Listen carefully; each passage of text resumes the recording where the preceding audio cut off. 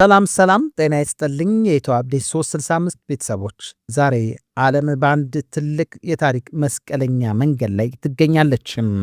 በመካከለኛው ምስራቅ የተቀሰቀሰው ጦርነት ሰባተኛ ቀኑን ሲይዝ ከዋይት ሃውስ የወጣው መረጃ ዓለምን አስገርሟል። ፕሬዚዳንት ዶናልድ ትራምፕ ኢራን ያለ ቅድመ ሁኔታ እጅ ካልሰጠች ጦርነቱ አይቆምም ሲሉ የመጨረሻውን ማስጠንቀቂያ ሰጥተዋል። ቴህራን በከባድ ጭስ ተውጣለች። የአሜሪካና የእስራኤል ተዋጊ ጄቶች የኢራን ወታደራዊ መዋቅር እያፈራረሱት ነው።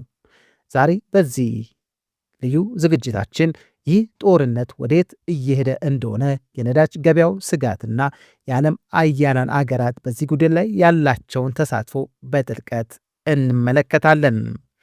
ፕሬዚዳንት ዶናልድ ትራምፕ በትሩዝ ሶሻል ገጻቸው ላይ ባሰፈረው ጽሑፍ ከኢራን ጋር ምንም አይነት የዲፕሎማሲ ስምምነት እንደማይኖር በግልጽ አስታውቋል። ይህ ያለ ቅድመ ሁኔታ እጅ መስጠት የሚለውን ቃል በታሪክ ውስጥ በሁለት የዓለም ጦርነት ወቅት የታየውን አገዛዞችን ሙሉ በሙሉ ለመቀየር የሚደረግ ጥሪ ነው። ትራምፕ በቀጣዩ የኢራን መሪ ምርጫ ላይ ጣልቃ ለመግባት ያላቸውን ፍላጎት አልሸሸጉም። አያቶላ አሊ ካሚኒ ከተገደሉ በኋላም ልጃቸው ሞጃ ካሚኒ ስልጣን እንዲይዙ እንደማይፈልጉ ገልጸዋል።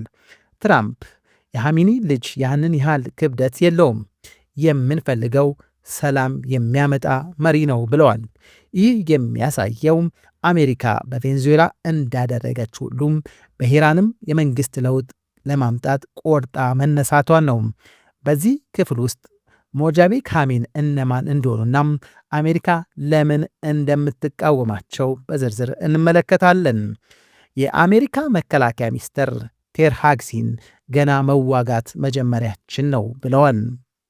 ባለፉት 72 ሰዓታት ውስጥ ቢ2 ስቲል ቦምበር የተባለ ቦምብ ጣይ አውሮፕላኖች በኢራን ሰማይ ላይ ታይቷል።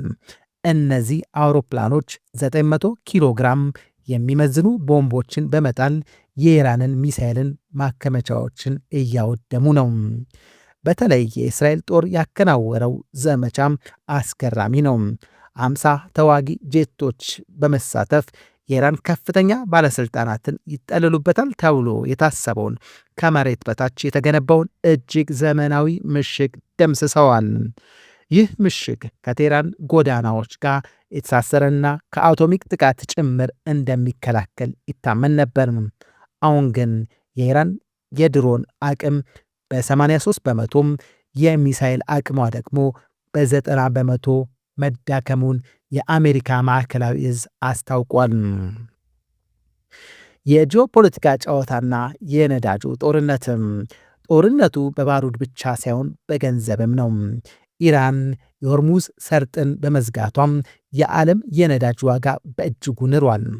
ሆኖም አሜሪካ ይህንን ለመቋቋም የህንድ የነዳጅ እገዳ ለ30 ቀናት አንስታለች።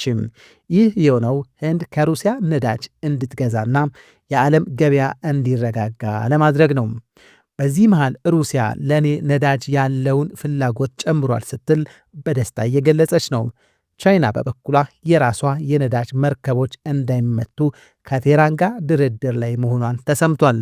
በዚህ ክፍል ውስጥ የዓለም አያላን አገራት ለምን በዚህ ጦርነት ውስጥ እንደተከፋፈሉና እያንዳንዳቸው ምን ጥቅም ለማግኘት እንደሚጥሩ በዝርዝር እናያለን። የኢራን የአጸፋና የቀጠናው መናጋትም ኢራን ወረራ ከተከፈተብኝ መቅሰፍት አወርዳለሁ ስትል ዝታለች። ወደ ቴል አቪቭ ኦፕሬሽን ቱር ፕሮሞሰር 4 በሚል ስያሜ አዲስ የሚሳኤል ጥቃት ከፍታለች። በተባበሩት አረብ ኤሚሬቶችም ላይ ደግሞም ከ131 በላይ ድሮኖችን አስወንጭፋለች። ኩዌት ውስጥ ያለውን የአሜሪካ ኤምባሲ መዘጋቱና ሰራተኞቹ ሰነዶችን እንዳያጠፉ መታዘዛቸው ስጋቱ ከፍ አድርጎታል። ኩዌት የኢራንን ሚሳኤል ማክሸፏን ብታሳውቅም ስብርባሪዎች ግን ጉዳት አድርሰዋል። አዘርባይጃን ደግሞ የኢራን ድሮን የአየር ማረፊያዬን መጥቷል ስትል ጦሯን ለጥቃት አዘጋጅታለች። ኢራን ግን ይህንን ክስ አስተባብላም እስራኤል በሙስሊሙ አገራት መሃል ጠብ እየዘራች ነው ብላለች። በአጠቃላይ መካከለኛው ምስራቅ በአንድ ትልቅ ፍንዳታ ዋዜማ ላይ ትገኛለች። ትራምፕ ኢራንን ወደ ታላቅነቷ እንመልሳት ቢሉም ሂደቱ ግን በሺዎች የሚቆጠሩ ሰዎች ሕይወት እየቀጠፈ ነው።